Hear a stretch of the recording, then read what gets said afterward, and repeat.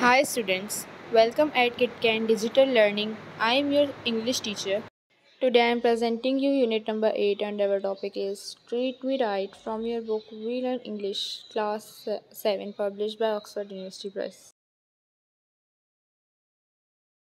Before starting our today's topic, I would like to advise you a few tips for effective learning and takes maximum benefit from KitKan Digital Learning. Like and subscribe your school channel so you will not miss any video. Carefully listen and watch video from start to end. Find out the answer of the question from the video. You have to watch the video multiple times until you have find the answer. Arif lived in a village in Punjab. It was surrounded by lush green meadows, sparkling streams and esters of all kinds of crops and vegetables. Arif एक गांव में रहता था। बहुत ही खूबसूरत था, हरियाली से और वहाँ की स्ट्रीम्स नदियों की चमक से हर तरह की वहाँ पे क्रॉप्स फसलें और वेजिटेबल्स होती थी. Song birds in brightly colored plumage flitted in the branches of the ancient trees and squirrels chased one another in the grass and raised up the trees. खूबसूरत परिंदों की आवाज़ें चहकती थीं पुराने दरख्तों पे और बहुत सी गुलहरियाँ वहाँ पे भागती थी एक दूसरे को पकड़ने के लिए और रेस्ट अप करती थी दरख्तों के दरमियान. Arif's father Alladitta was a farmer and his mother Sakina tended to household course.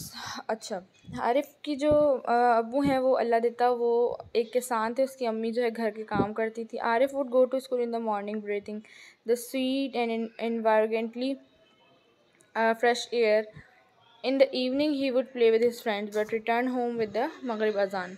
Arif school जाता है सुबह की ताज़ी हवा में और शाम में अपने दोस्तों के साथ खेलता है और मगरिब से पहले घर पहुंच जाता है. It was a small but peaceful village whose inhabitants lived happily like one big family.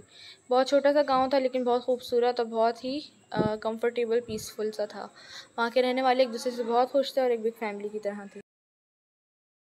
One evening his father told Sakina and Arif that the village Chaudhry headman's son had returned from abroad after completing his higher studies. एक दिन उसके अब्बू जो हैं सकीना को बताते हैं आरिफ को बताते हैं कि विलेज का चौधरी यानी कि जो हेडमैन है उसका बेटा वापस गांव आया है और बाहर से अपनी हायर स्टडीज़ कंप्लीट करके ही now plan to set up a chemical factory on the outskirts of a village. यानी कि गांव के इर्द गिर्द उसने अब एक केमिकल फैक्ट्री लगाने का सोचा है. Soon after the villagers saw heavy duty vehicles turning back and forth and sign boards with Rambo chemicals written on it. कुछ ही अरसे बाद लोगों ने देखा कि बड़ी बड़ी भारी मशीनें जो हैं वो लाई जा रही थी और उनके ऊपर जो है बड़े बड़े साइंस लगे हुए थे जिन पर रेम्बो केमिकल्स लिखा हुआ था. A huge pit was dug and then lined with large and heavy metal sheets and filled with tons of boulders to provide a strong foundation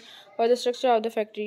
यानी कि फैक्ट्री की बुनियाद डाली गई और उसके अंदर जो है पिलर सरिये जो है वो यूज़ किए गए और एक बड़ा सा पहले गड्ढा खोदा गया जिसके अंदर जो है पहले सरिये बिछाए गए, मेटल की शीट बिछाई गई, उनसे फिल किया गया बट्टों से और उसके बाद एक ताकतवर यानी कि मजबूत बुनियाद बनाई गई फैक्ट्री की. As soon as the machinery was installed the chemical factory began to function. जैसे ही मशीनरी लगाई गई तो केमिकल फैक्ट्री जो है वो स्टार्ट हो चुकी थी. In the beginning villagers from not only Arif's village but from neighbouring village as well as were happy as those who had no land और businesses of their own got work in the factory.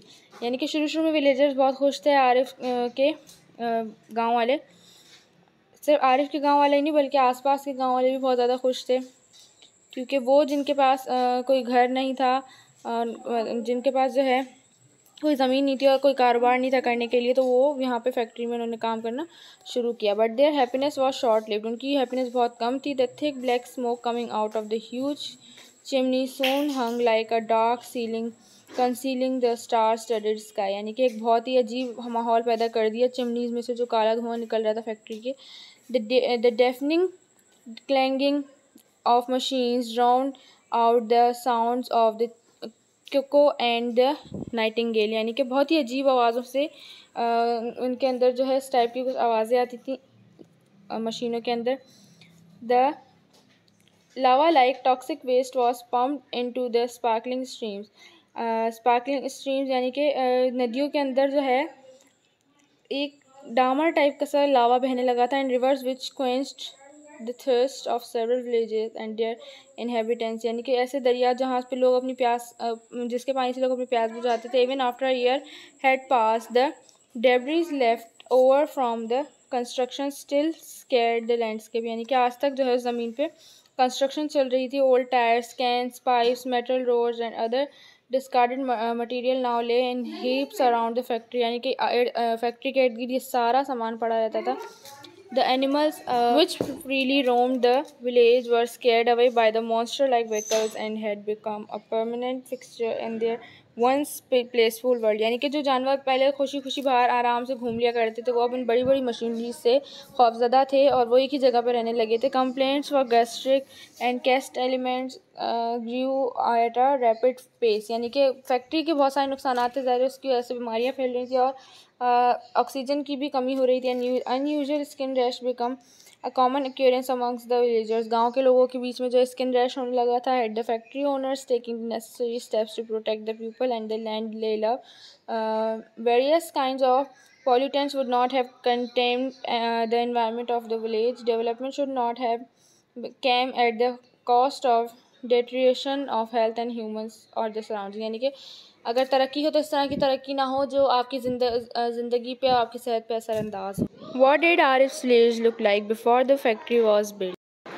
Hope you enjoyed and learned basic concept of today's topic. Don't forget to answer the question and write the answer of this question in your summer vacation copy or journal within 24 hours to maintain your summer vacation learning project marks, as total marks of this question will be added in your final term exams based on your reply of all questions. The marks of these questions are 10. Hope to see you in the next topic and learn more new concepts. Thank you. Bye bye.